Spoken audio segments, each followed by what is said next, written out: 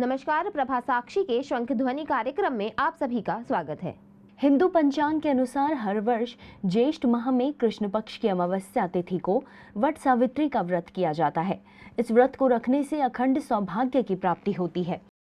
इस दिन सुहागिन महिलाएं अपनी पति की लंबी उम्र और खुशहाल शादीशुदा जिंदगी के लिए व्रत रखती हैं।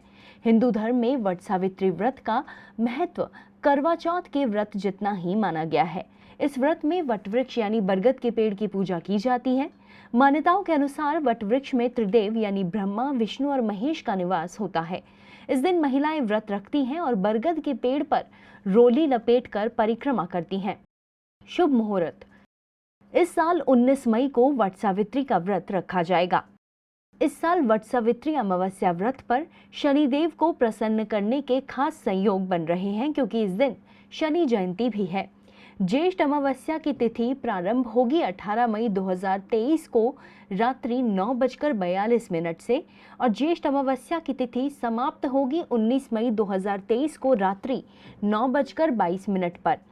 उदय तिथि के अनुसार अमावस्या पर वट सावित्री व्रत 19 मई 2023 को रखा जाएगा। वट सावित्री व्रत का शुभ योग। ज्येष्ठ अमावस्या पर वट सावित्री व्रत के साथ शनि जयंती का पर्व भी मनाया जाएगा। इसलिए खास बात यह है कि इस दिन शनिदेव स्वराशि कुंभ में विराजमान रहेंगे, जिससे शश योग बन रहा है। ऐसे में शनिदेव की पूजा से शुभ फल की प्राप्ति होगी। वट सावित्री अमावस्या के दिन शोभन योग भी रहेगा। इसके साथ इस दिन चंद्रमा गुरु के साथ मेष राशि में होंगे, जिससे गजकेसरी योग बन रहा है। इस खास योग में पूजा व्रत से साधक को मां लक्ष्मी का आशीर्वाद भी प्राप्त हो सकता है। वट सावित्री व्रत का महत्व। मान्यताओं के अनुसार सावित्री ने वट वृक्ष के नीचे ही अपने पति सत्यवान को पुनः जीवित किया था। तब से इस व्रत को वट सावित्री व्रत के नाम से जाना जाता है। इस दिन महिलाएं व्रत रखती हैं और त्रिदेव के सामने अपने पति की दीर्घायु की कामना करती हैं। माना जाता है कि जो भी महिलाएं इस व्रत को श्रद्धा पूर्वक करती हैं, उनके पति को सुख समृद्धि, अच्छा स्वास्थ्य और दीर्घायु प्राप्त होती है। घर पर ऐसे करें वट सावित्री की पूजा। इस दिन सुबह जल्दी उठकर स्नान करने के बाद साफ कपड़े पहने और सोलह श्रृंगार करें।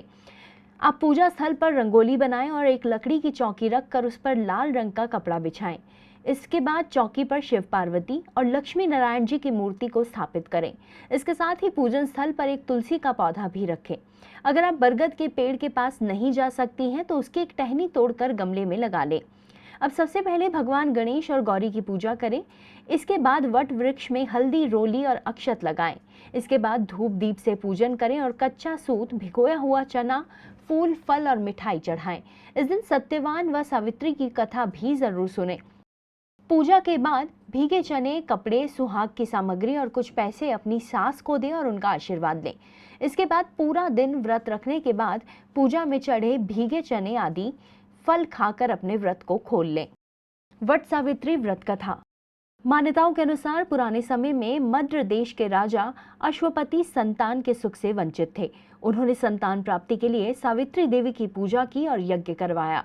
इसके बाद उनके घर में एक कन्या का जन्म हुआ और राजा को संतान के सुख की प्राप्ति हुई।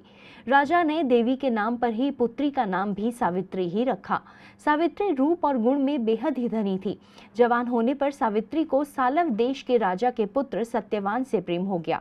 वहीं सत्यवान भी सावित्री के प्रेम में पड़ गए। फिर सावित्री के युवा होने पर एक दिन अश्वपति ने मंत्री के साथ उन्हें वर चुनने के लिए भेजा।